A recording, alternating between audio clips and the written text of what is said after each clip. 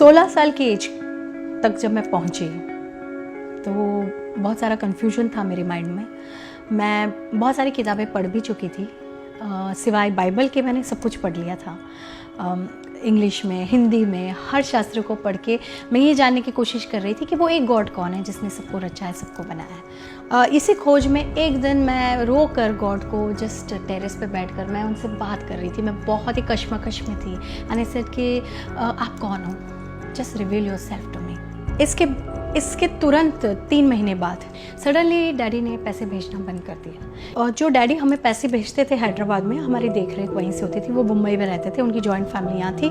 Mummy और उनकी बनती नहीं थी उनकी जॉइंट फैमिली की, तो वो हमें हैदराबाद में रखते थे। 1 महीना तो कैसे भी हमने यहाँ वहाँ से लेकर गुजारा कर लिया। सेकेंड मंथ में मम्मी ने कहा कि कुछ तो गड़बड़ है, ना तो उनका फ़ोन लग रहा है, ना वो कहीं पर भी उनका कुछ अता पता नहीं है। So let's go to Bombay, और हम बॉम्बे जाकर पता करेंगे कि वो उनको हुआ क्या है। तो हम बस यंग विमेन इन मुंबई, हम बस ऐसे ही कुछ समझ में नहीं आ रहा क्या करें। डैडी का तो कुछ पता नहीं, और ऐसा कोई आसरा भी नज़र नहीं आ रहा था कि वो मिलेंगे जल्द।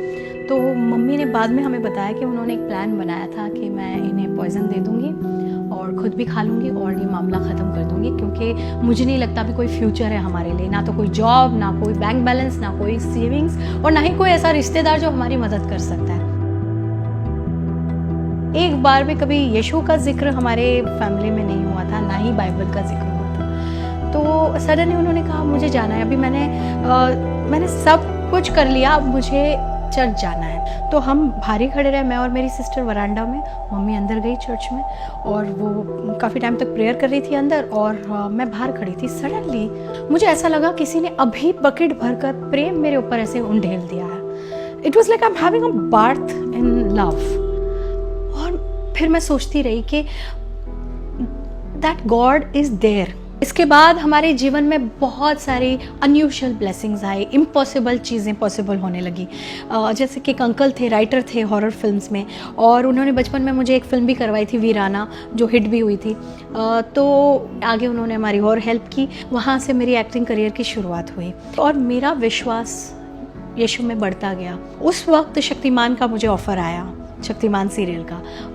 2006 में मैंने एक प्रेयर मीटिंग अटेंड किया, और वहाँ पर आई रियलाइज्ड कि सैल्वेशन, उद्धार, पापों की क्षमा, ये सारी चीज़ें क्या होती है। और जब मैंने अपने पापों के लिए क्षमा मांगी, जब मैंने यीशु में विश्वास किया कि उन्होंने मेरे पापों के लिए अपनी जान दी है, और वो मरकर फिर से ज़िंदा हुए ताकि मुझे अनंत जीवन मिले, जब मैंने इस बात को पूरी तरह से समझा और इसमें विश्वास किया, उस वक्त मैंने सही मायने में उस परमेश्वर के प्रेम को, जो मैंने पहली बार जब मैं वो चर्च में बाहर खड़ी थी, जो मैंने अनुभव किया, वो सारी चीज़ें मैंने फिर से दोबारा एक फ्रेश तरीके से मैंने पाया। मैंने पवित्र आत्मा का स्पर्श पाया। परमेश्वर का प्रेम एक रियलिटी बन गया मेरे लिए। जो भी नाम, पैसा, शोहरत, जो कुछ भी मुझे मिला है, I am really grateful to God for his love, क्योंकि मैंने उसे एक पिता के रूप में जाना।